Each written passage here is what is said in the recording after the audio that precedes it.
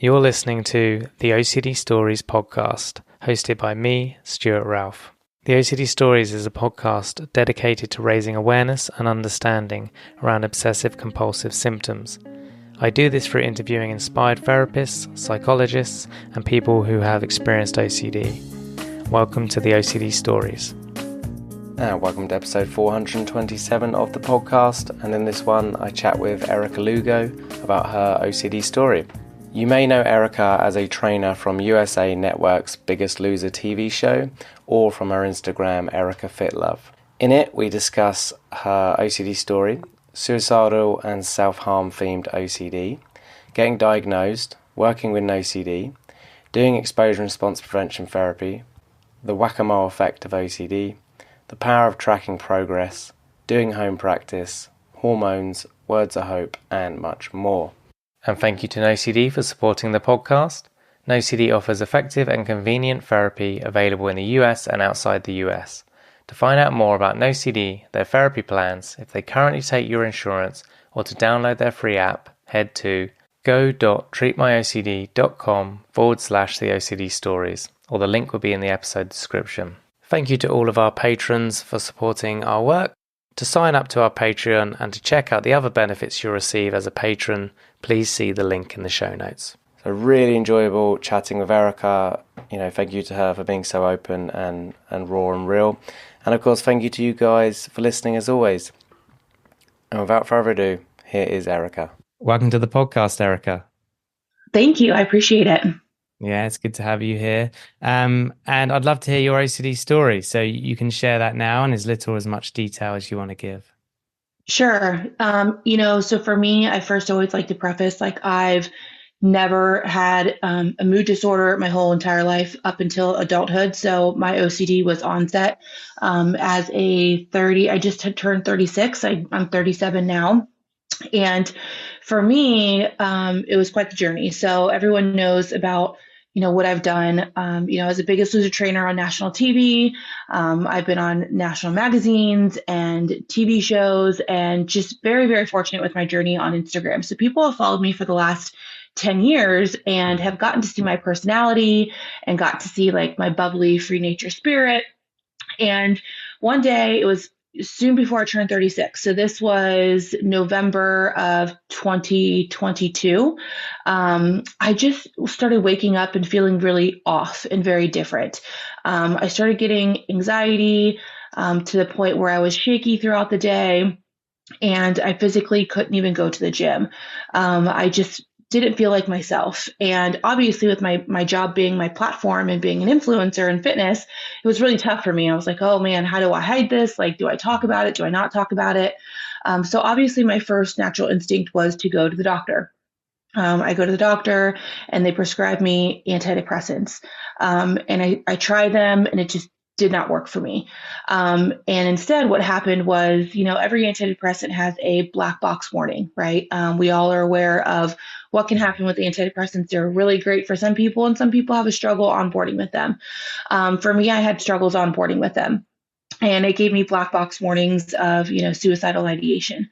And that is what triggered the OCD, but I didn't know it was OCD. So, once I experienced that suicidal ideation on an antidepressant, it became very dark very fast for me. I became very depressed. I just started having feelings of just being very heavy. Everything just felt hopeless and just very dark. And all this is happening again while I'm trying to be a social media influencer, trying to be the upbeat personality that people go to for fitness advice and wellness advice. And I just slowly started kind of pulling back from being online because I just physically and mentally, I couldn't do it. I was still anxious. I was still waking up every single morning with anxiety. I became super depressed. And then I started having that suicidal ideation. Slowly, that suicidal ideation started turning into almost an everyday thing, not an everyday thing, but an every hour thing, where I would constantly think about the visions that Zoloft gave me of self-harm. And I thought, well, does this mean I'm depressed? Does this mean I want to harm myself? Does this mean I am suicidal? And all those questions I didn't even realize were at the time were OCD as well. looking back at it, I can see where I'm very OCD. So I continued going to therapy, and I would explain to my therapist, like, these thoughts and looping and rumination would occur every hour. Like, I wouldn't get a break. Like, it'd be on my mind all the time. And then I would get caught in the loop and I would keep thinking about it. And she goes, has anyone ever diagnosed you with OCD? And I was like, no, never. To me, I thought OCD meant I'd like things in a very particular order, or I like to be cleanliness, or I like cleanliness, or I need to check the doorknob. Like, I thought that was OCD. I said, I've never been that way. I don't think so. And she's like, well, no, OCD is more than that. That's just, and sadly, society just thinks it's like a quirky thing, or like a clean thing, or a germ thing, or an organization thing. And she's like, no, there's very different subtypes. And I had no idea that OCD would even have subtypes. Like, that was so new for me. She goes, unfortunately, I don't know how. I don't do therapy for OCD. I'm not qualified for that, but I can diagnose you. And sure enough, I was diagnosed with self-harm OCD. That was the subtype that I had. So that was very eye-opening for me, because I could finally put a name to it, I guess. And B, it took away a lot of the fear of, well, maybe I am suicidal, or maybe I do want to hurt myself. And I was like, they gave me some hope, right? Like, oh, okay, there's a different way I could tackle this versus talk therapy, because talk therapy just wasn't working. So that's when I went online. Obviously I have a big platform, and, Instagram will always show you what you're researching, right? So I think it caught on to, obviously I was depressed or anxious. And then I started looking up OCD. And that's when I found NOCD. And I started following them just because I was super hesitant to, obviously, get with them right away. I just wanted, first off, I was in denial that I even had OCD, and that's part of my OCD as well, right? Yeah. And when I got diagnosed, she started pointing out things that I wasn't even aware of. Like, I am a huge researcher. I research things until I am blue in the face. I could be on Reddit for hours and hours. When I was given antidepressants before, I would get on TikTok and Reddit, and I would explore and research the antidepressant for days and days and days. I constantly need reassurance. I need to constantly be told things are okay, and I'm going to be okay. And I'm constantly looking for people to say that. I'm also an oversharer, and I didn't know that was part of an OCD diagnosis. So I went on, obviously, and started following NOCD. Part of my OCD is researching, right? So I would be on the app, and I would look, because they had free tools at first that you could use, and a free quiz that you could use. And sure enough, they were like, yep, you're OCD. So I finally took the plunge, and I signed up. And because in Ohio, there's not a lot of resources for an OCD therapist. I think there was one or two in my state, and they were like 40, 50 minutes away. And I was like, I can't do that and travel. I have a family and a life and a job. So the website was the best bet for me, because they match you with local therapists within your state, and they're qualified in your state. So I met my therapist. She gave me an evaluation, and sure enough, again, OCD. And she was, again, explaining to me all the different ways that I'm OCD in my normal life, and things that I, again, didn't think about, right? So I believe I started with 3 times a week with her, because I was very, very distraught. I was very upset. Like, I couldn't go on with my normal life without having these thoughts. And these thoughts were so consuming. Like, I would be driving the car, and I'd have like that vision or a sensation, and it would distract me to the point where I'm like, oh my gosh, like, I wouldn't even be focusing on driving, and I have my kids in my car. The first thing I would wake up would be that thought and that feeling, and then it would just start my day off. And it just became very dark for me and just very scary. So I started off with 3 times a week with her, and we did exposure therapy. And very intense, because my visions were self-harm, right? And I thought, well, how is this going to work if my visions are self-harm? Like, how do you even get into the psyche to that point and work with things to that nature? Because that's very extreme. And we did, I'll get a little graphic, like my self-harm thoughts were with a knife. So for me, like, I avoided knives in the house. I was terrified of them, to cut open the dog's food. We need to knife it open. And I was like, petrified, and I asked the kids to do it. I would ask my husband to do it. So I had the avoidance factor.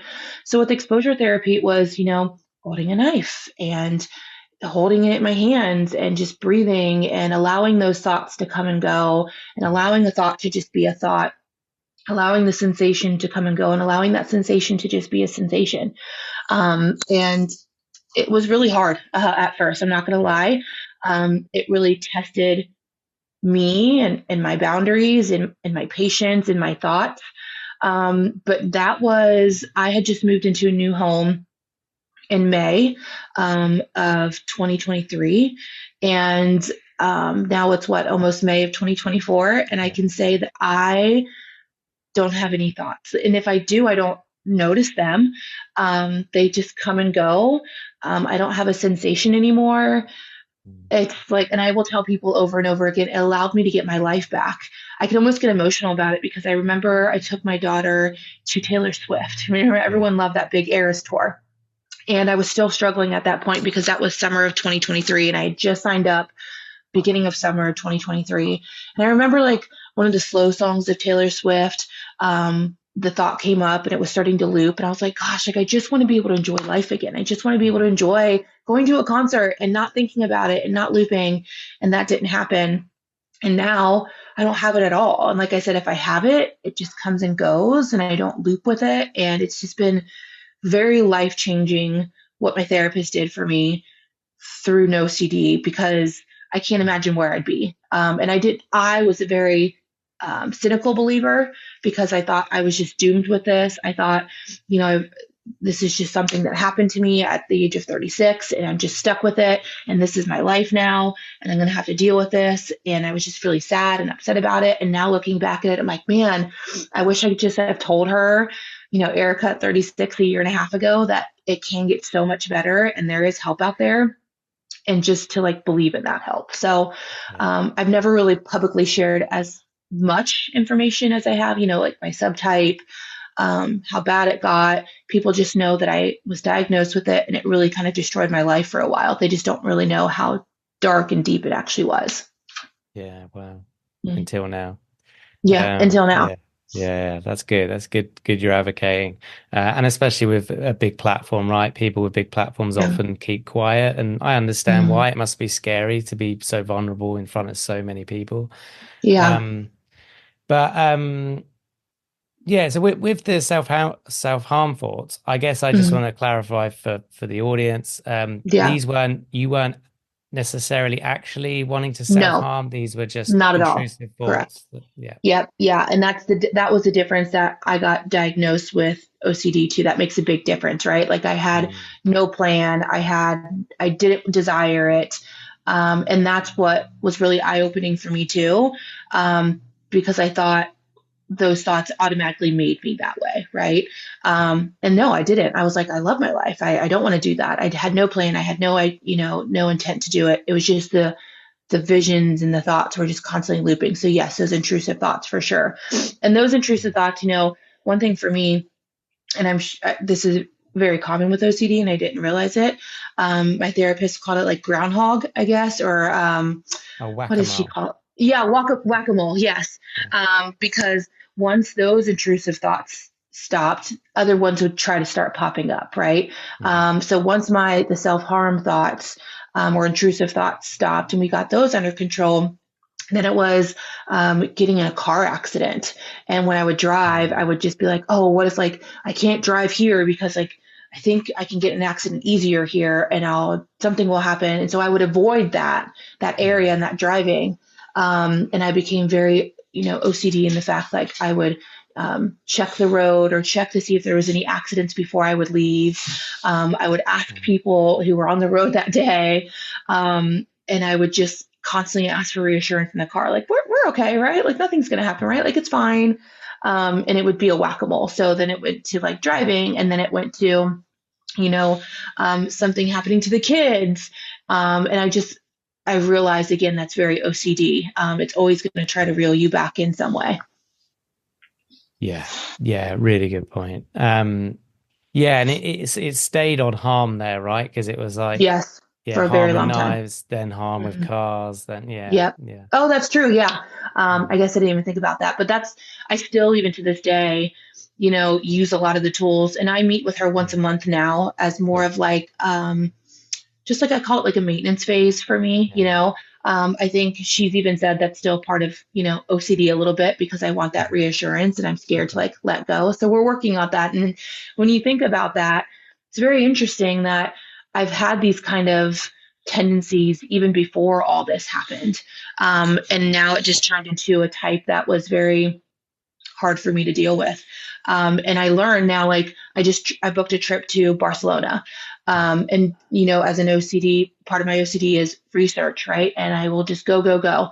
So I've learned since I booked this trip to not spend hours because that's Mm. what I would do. And it feeds into, even though it's not a harmful, quote unquote, harmful, it'll still feed into that OCD tendencies, which then can lead to it being a whack-a-mole in some other way. So I've really had to learn to use the tools that she's given me to continue. And I guess I'm talking so openly about it now because there's so many women that come to me, especially at the age that I'm at, where we're Mm. in our late 30s, early 40s. Hormones are starting to change in our bodies. And that could be a really big trigger for OCD. And it is for a lot of people. And that's why mine became onset, because my hormones, I was going through perimenopause.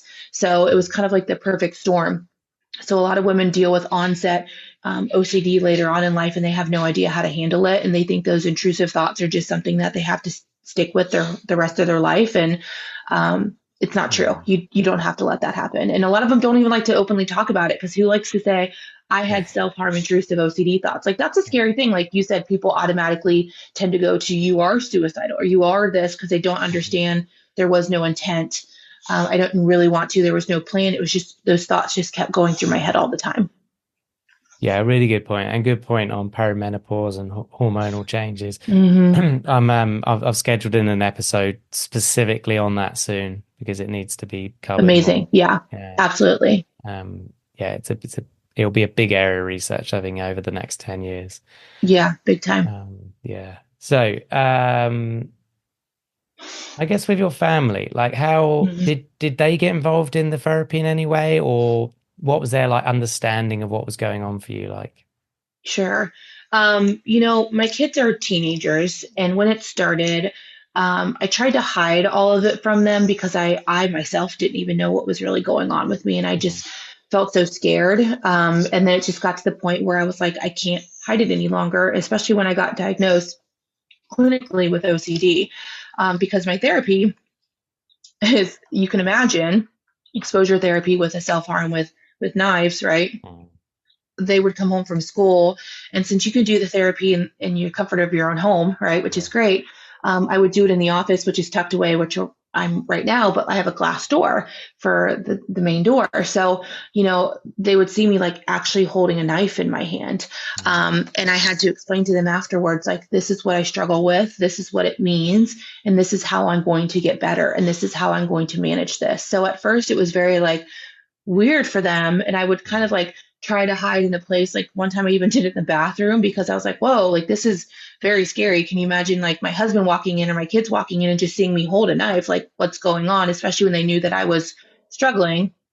Um, and then, there was one session where I had to actually like tie like a scarf around my neck and like kind of make it tight because I would have sensations of, a self harm on my wrist or my neck or parts of my body, right? So it was very awkward for them, but very supportive, very, very supportive. And I think like they were even like, go every day. They call me Fit Love. Go every day, Fit Love. If you need to go every day, let us know. Or they wanted me to talk about it, but they didn't know that that fed into the OCD. So it was a learning curve for them too, because they wanted me to talk about it, wanted me to explore it, wanted me to let them know every time that sensation or the vision came up so they could help me out. I said, but that's not how OCD works, right? That's just going to feed into it. So I understand you really want to be supportive, but this is how it's going to work for me. And this is what me and my therapist had. So they're very, what's the word I'm looking for? Very intrigued, maybe, or very educated now because, again, OCD is thrown around so loosely, like, oh, that's so OCD, or oh, I'm so OCD, ha ha ha. And it's not cute. It's not funny. And I think they really learned a lot about that because they could see it means something more sometimes for people. And they saw how much it literally flipped our lives around for a good year and a half. So I think, they're very educated about it. They're very intrigued now, I guess, in the sense of like what it actually means. And like people can look like they're okay, but they're really struggling below the surface. So I think they're a little bit more aware of those situations with themselves and with their family and with their friends. Again, because I tell people if it could happen to me at the age of 36, it could happen to anyone. And it's very scary, especially when you've never dealt with it your whole life, right? Never had depression, anxiety, OCD ever. And for all of it to kind of come at once. And, I've noticed once I tackled the OCD, the anxiety went away, the depression went away. That was the root cause of a lot of my things, because every time I'd have a vision or a sensation, the anxiety would come up in my body. And then I couldn't settle my body down.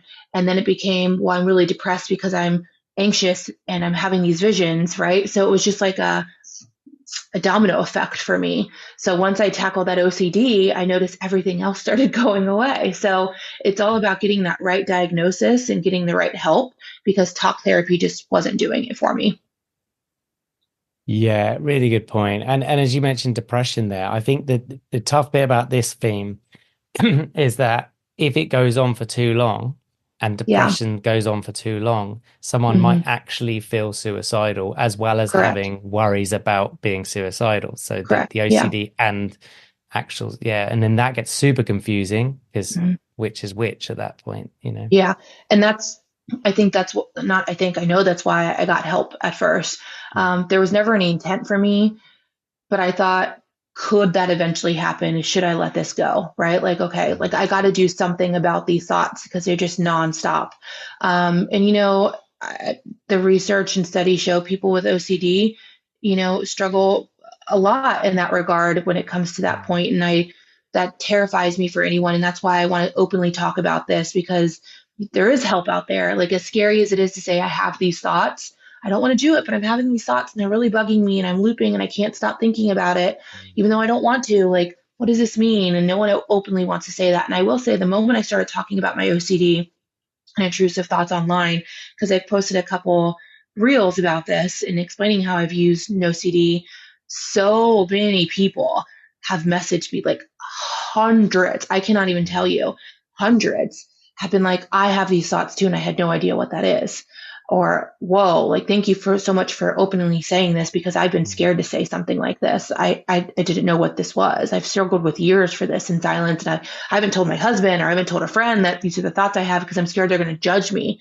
And that was scary, someone who's openly talking about it with a big platform.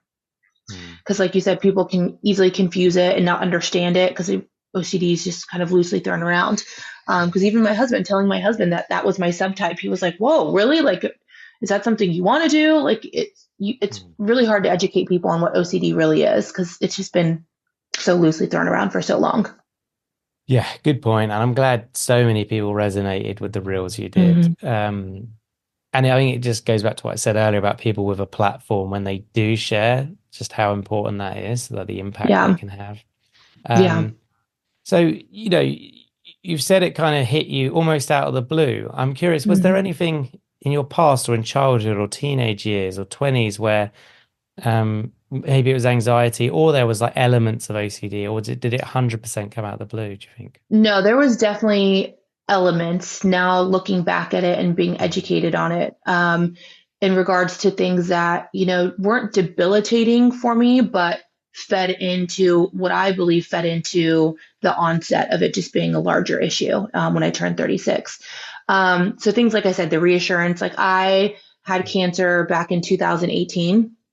I had thyroid cancer, stage 2 thyroid cancer. And when I got diagnosed, it had spread to my lymph nodes already. So I remember spending hours. Now, granted, anyone would do that, right? Like, they want to be educated when they're diagnosed with something life-changing. But for me, it went way further than that. I would not sleep for days, because I would literally just be on my laptop. Like, I would not sleep because I was reading the same Reddit forums over and over again, or the same things over and over again. It became like my personality. And same thing, like when I book trips, or there's a new gadget out, I would research all the time. So much, like I would lose sleep over it. And I just thought I called that like quirky or driven, right? Um, and the reassurance thing, I still catch myself just constantly needing that reassurance. Like, is everything going to be okay? Like, tell me everything's fine. And I would chase that, and I have to stop myself, because again, those little things can feed into it, and give it the idea that you don't have control over it anymore. So yeah, in those regards, like very small things. But the debilitating aspect did not come on until, I hit perimenopause and my hormones started acting very out of control. That's when it got to a very aggressive subtype for me. Wow. Yeah. Yeah. Yeah. Yeah. That's really interesting. Mm-hmm. And I just want to go to ERP now. So obviously you did it with OCD, you did it all online. Yeah. What was the initial stages of ERP like for you? Like when they were describing it and then maybe setting up that hierarchy, how that was for you? So I believe when I started, you have an evaluation with your therapist, and she would share an actual scale with me, of where I am with, I believe it's like you're clinically diagnosed, and they say like you're on a higher end of this.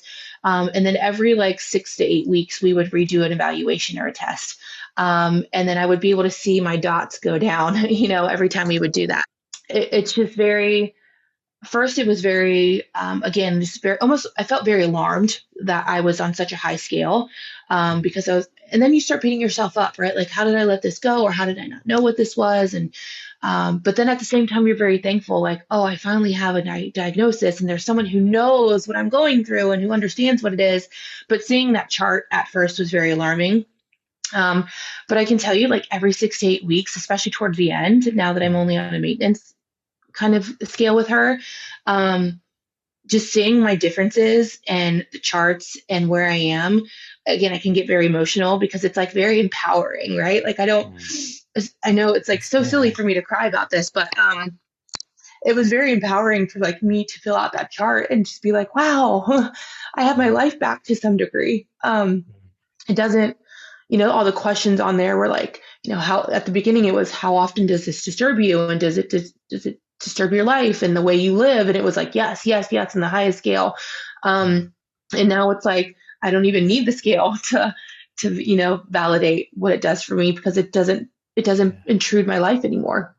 So it's very like empowering, but also very just like, there's so many emotions I have for it, because people just really don't understand how much it took over my life, and how scared I was. So I'm just so thankful, because it just really, I don't think I'd be here like feeling the way that I do now. I think it'd still be controlling my life, and what's, like you said, very fearful for my life, because it can turn into something not good.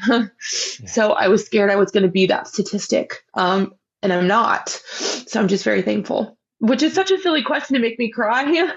Like, how did that scale make you feel? But like, when you see it and you're tested on it every 6 to 8 weeks, and you can see that the work that you're putting in is doing something for your life, it's just really like a big weight's taken off, right? And until you struggle with such intrusive thoughts that take over your day, and then you no longer struggle with it, you just don't understand, right? Unless you've ever had that, you don't understand the gravity and the severity of it and the heaviness of it until you've gone through it.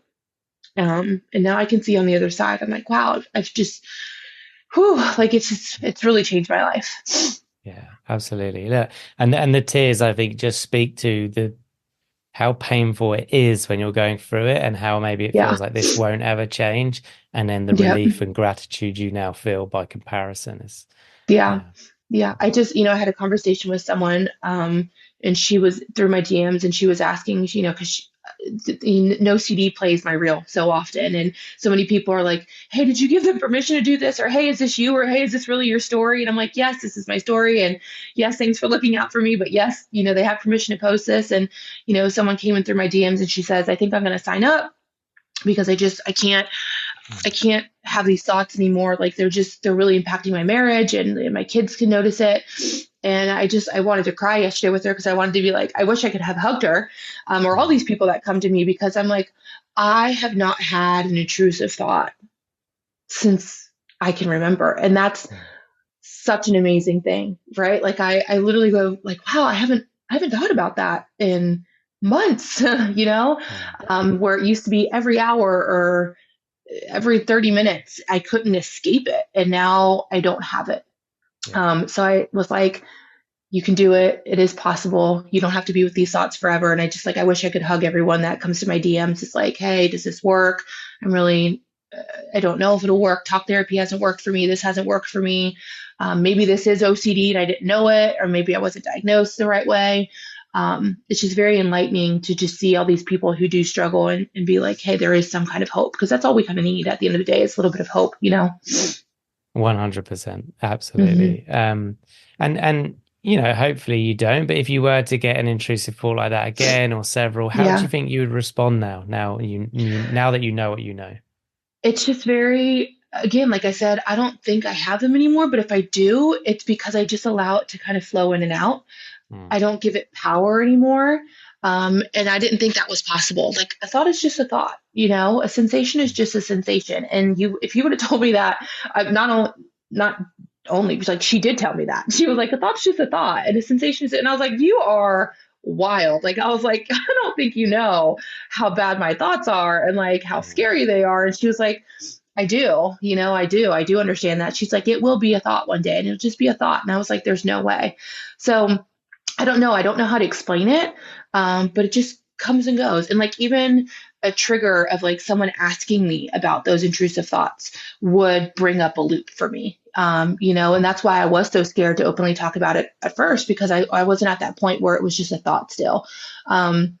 But now, like, watching my reels and my, and going to, and seeing the app, because I follow still, obviously, and seeing like the reels pop up or the post pop up used to be a trigger. And now it's not. And if it is, again, it's just a thought. So it's wild for me to say that, because I know people are out there going like, girl, you're crazy. There's no way that a thought can just be a thought. Like, there's no way, but there is a way. I don't know how to explain it, but you'll get there.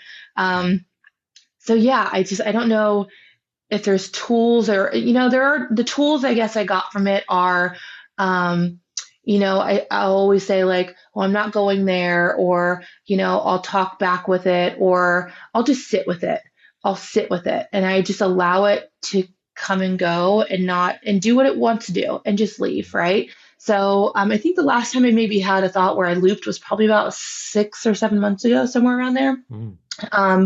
And I just remember letting it sit. I just sat there with it. I felt the emotion in my body, and I felt the anxiety it was starting to give me. And I just sat with it, and I didn't try to push it away. And I didn't try to be like, okay, what does this mean? What does this mean for my body? What does this mean for my mind? Does this mean it's coming back? Cause that's how it goes, right? The what if questions.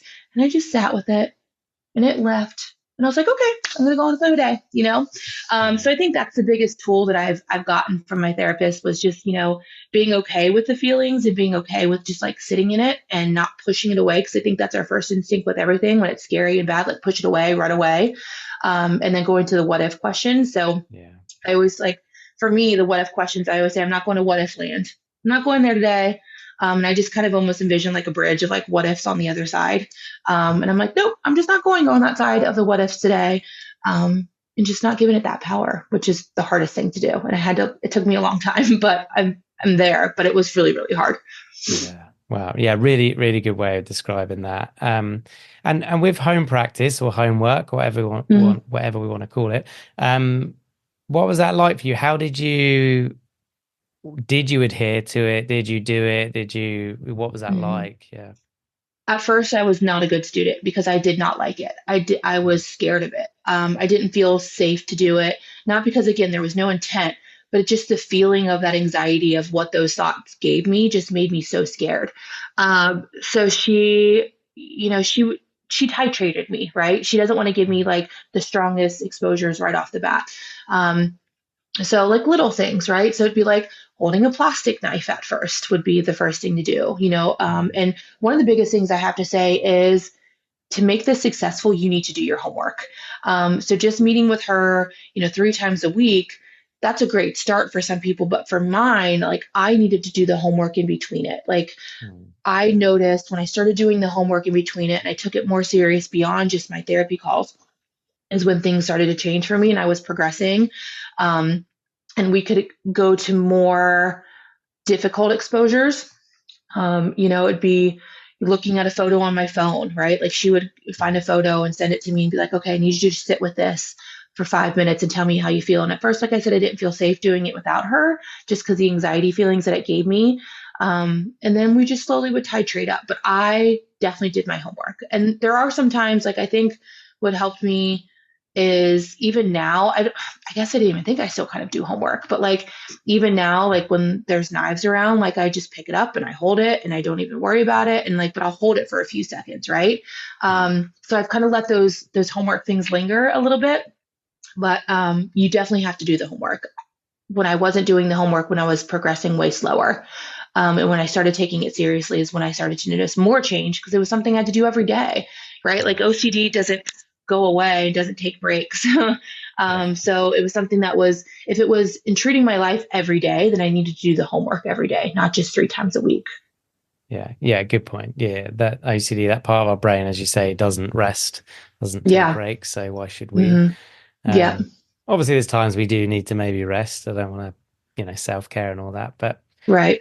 um, okay, cool. And words of hope for anyone listening. What would you Mm. tell them? Oh, I think the tears that I cried earlier was like is a good indication just because I Mm. feel like such a different person and my life is back. And, when I was really struggling with the OCD, for example, we moved into like my dream home, right? Like this is my dream home and I was still struggling with OCD. And I was like, I can't even enjoy my home. I can't enjoy resting in silence and my brain doesn't stop talking and the fear doesn't stop talking and the intrusive thoughts just keep popping up and I could enjoy my home. And I remember just going like, great, this is my life. Like I'm never going to be able to enjoy this. And I worked so hard for it. And now like just simple things like I can take a bubble bath and not have an intrusive thought and my mind is quiet, or I can go to my kids' games or go to a concert or travel the world and I don't have intrusive thoughts overtaking. And it's one of those things that's the hardest thing to explain to people when you almost feel like you're trapped in your brain with OCD and people don't realize how that can come out, in your everyday life. So it's just the word hope again. Like there's nothing cliche or cheesy for me to say this. Like this program helped me. And I think giving it an opportunity and just really opening up your mindset because I'm very type A, I'm very structured, I'm very driven. And for me, like what that means for me is like, okay, I know what I need. I don't need all this other fluff, right? And I was very naive and very skeptical of exposure therapy and NOCD. Like, I'll be honest, like right off the bat, I was like, oh, maybe this is just a money grab or maybe it's just this. But no, like I was at that point where I was at the end of my rope and I needed help. And it really honestly, like making that decision changed my life. Because look where I am today. Like I said, I'm able to enjoy like my kids and my games and like taking a bath and just laying down in like my home. And I never thought I would get there again, ever, Yeah. especially as an onset OCD. Um, yeah, I guess just like hearing me and like listening to me, you just got to do it for yourself and just don't lose that hope. You like always keep trying something. Yeah, good words. And slight change of questioning. If you could pick up the phone and call the 20-year-old Erica, what would you Mm. tell her? Whew, that's really hard. Because I was so naive, like even as a 20-year-old, right? We had this like innocence and like nothing can harm us and nothing will like we're on top of the world. But I would say just get more educated and look for signs. And I guess the look for signs goes in hand with it being more educated about what mood disorders are. Because as someone who, if I've never suffered from it my whole life until 36 years old, I was very uneducated and very naive of what mood disorders meant and what even OCD meant.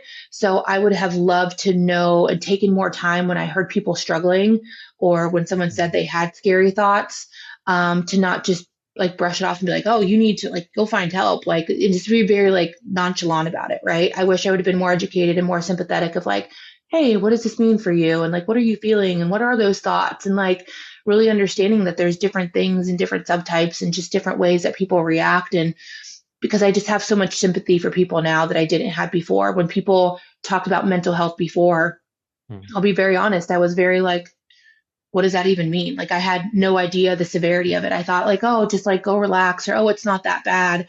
And I'm so upset at myself for saying those or thinking those things. I would never say it to someone, but for thinking those things. And now that's why I so openly talk about this, because if it could happen to me, it could happen to absolutely anyone. So again, I think just be more open-minded, be more educated, and be more resourceful, because, you know, again, being very type A and I know what I need. I'm not very open-minded to a lot of those things, but that's changed. Like now I'm like, what kind of help is out there for me? Like, what other tools can I use, or what's out there? Like, let's try this, let's try that. Because again, if I wasn't that way, I would not have ever found NOCD. Yeah, really good point. And you've got a billboard in Ohio. What do you want written on that billboard? Could be anything. You know, I think right now with where I am in this phase of life, especially with women dealing with, and I know you said we'll talk about this at another point, that hormones can impact your mood. Hormones change your brain. I think that would be the biggest thing. Hormones change your brain, because it's not really discussed a lot, even in traditional medicine.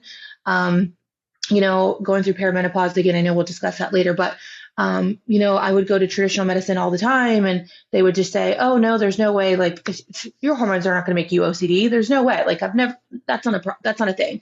But it is, like there are studies out there, and I have researched so much because this is my platform. And, you know, the statistics are there, right? Women between the ages of 35 and 60 going through that perimenopause and menopause state are 4 times more likely to develop a mood disorder because of those hormones changing. So hormones change your brain would definitely be on my billboard for sure, for women especially. Yeah. And yeah, is there anything else you want to say on sort of perimenopause, menopause, and mental health? Yeah. So, you know, that I think that was a big trigger for me. Obviously, now, yes, we've talked that I've had, you know, parts of OCD, you know, growing up or in adulthood. I just never recognized them. So I believe it was like a perfect storm of those OCD things that I struggled with, and then my hormones. And then it kind of, you know, like the therapist said, I was kind of like a shaken up Coke bottle for 36 years. And then the cap just blew, which made it the perfect storm. So, you know, doing therapy and getting my hormones more optimized together, I think was like a beautiful thing for me. And I felt like I had to almost like crawl my way out of a really dark hole and have people listen to me because no one did believe me. But I own, you know, a functional health coaching company where we help women with that stuff. So I'm very educated about how hormones can change the chemistry in your brain. But again, the research says, like I said, between 35 and 60, you know, women are 4 times more likely to develop a mood disorder because of our hormones changing. Also, you know, this is a sad and scary statistic, but, you know, in the early 2000s, the Women's Health Institute came out with a study that said hormone replacement therapy can cause, you know, breast cancer and heart attacks and strokes in women. So women at that time, going through the change, there was over like 80% of women were using hormone replacement therapy at that time. And when that study came out, it went down to like under 10% of women started using hormone replacement therapy. And in the same time, since then to now, these prescriptions that have been skyrocketed with women have been statins and antidepressants. In the same sense, suicide rates in women have skyrocketed in those age groups. And it's because of our hormones, and the numbers are there, the studies are there, and no one's talking about it. And when I was going through it, like generations before me, mothers did not talk about what it did to their mental health. They did not talk about it made them sad or anxious or upset. It'd always be like, oh, she's going through the change, so she must be angry, or oh, she's crying, she's going through the change. And women just used to buck up and deal with it. And unfortunately, that's why the suicide rates were higher. and continue to rise. And that's why more women don't openly talk about their intrusive thoughts or seek help because they think, oh, this is just what it is. Like, I just got to deal with it. And that's not true. We have resources now. We've got no OCD and different types of therapy, and hormone replacement therapy is safe. And that study was debunked. And so, like, I'm very, very passionate about that topic because it changed my brain so much.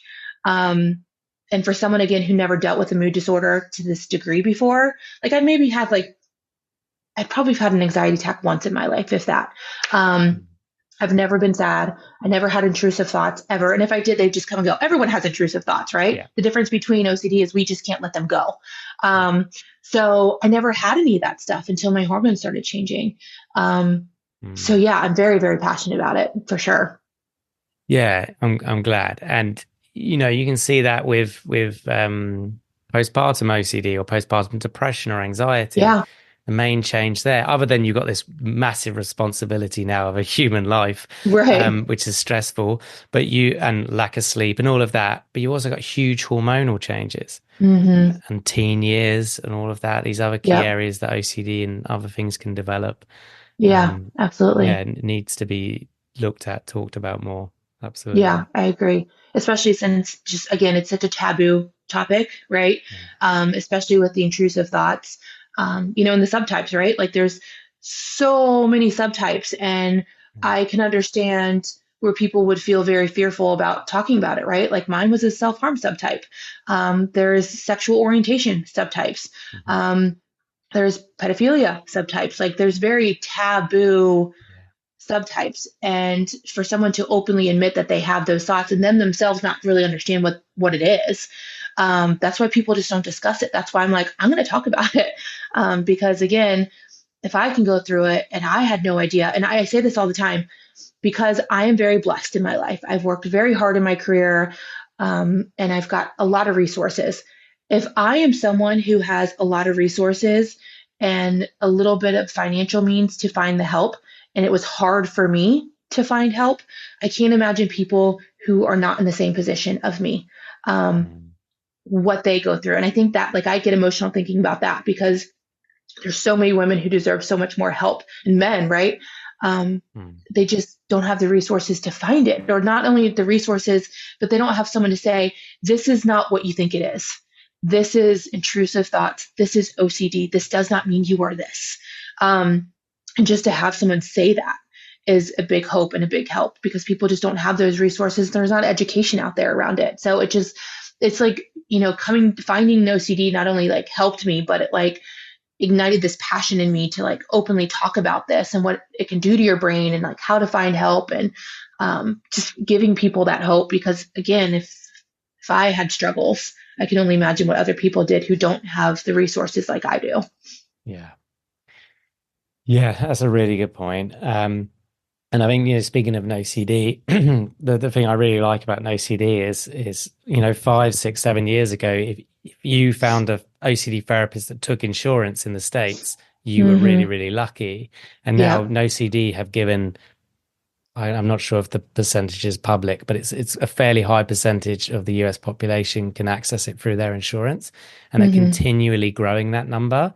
So they've changed the game in that sense, which gives lots of people access to OCD. Yeah, therapy. and I was very thankful for that, because my insurance, it was approved. Yeah, it was improved. At first I still, even just like finding self-pay though, right? Like, it's really hard in the States. There's not a lot of experts in OCD. It's still very just like talk therapy, which talk therapy serves, but for OCD, for me, it was very different. So again, there's just not a lot of experts who understood. And that's what I think I really loved about OCD was my therapist knew, like, that's all she did all day, right? That's all she serves all day, is patients with OCD. So it was like, again, it was very, I loved her. I joked with her, like, I had a love-hate relationship with her because she would test my boundaries, right? Like, she would make me really work hard at it and make me uncomfortable. And people don't like people who make them uncomfortable, right? But that's what I had to do to get better. So she just really, I loved it because I would be like, no, mine is worse, or mine is something you've never dealt with before. And she'd be like, Erica, I know exactly what you're going through. That does not work here. You know what I mean? Like, we are going to do this together. So I love that about her, that again, if I went to a traditional talk therapist, not saying any reaction would be different, but I don't think that they would understand the severity and the heaviness of it.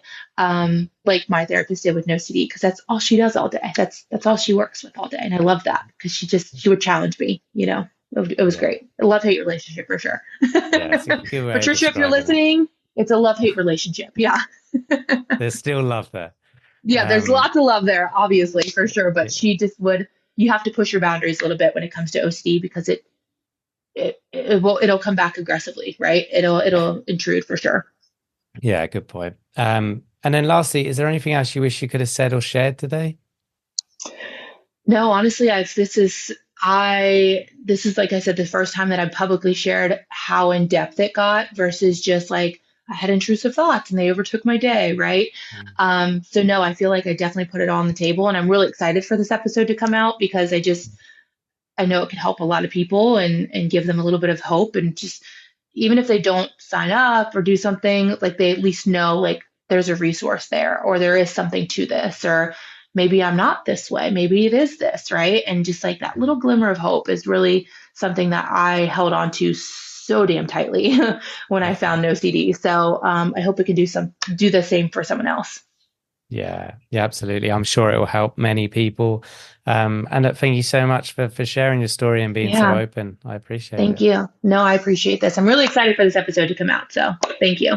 Thank you for listening to this week's podcast. And thank you to our Patreons who helped make this episode possible. And if you would like to find out more about Patreon and the rewards and benefits, then there will be a link in the episode description. If you enjoy the OCD Stories podcast and would like to support us, please subscribe and rate the show wherever you listen to the podcast. And thank you to NOCD for supporting our work. And if you want to find out more about NOCD, head to go.treatmyocd.com/the OCD Stories, or click the link in the episode description. And quick disclaimer, guys, this podcast is not therapy. It is not a replacement for therapy. Please seek treatment from a trained professional. And until we speak, take care.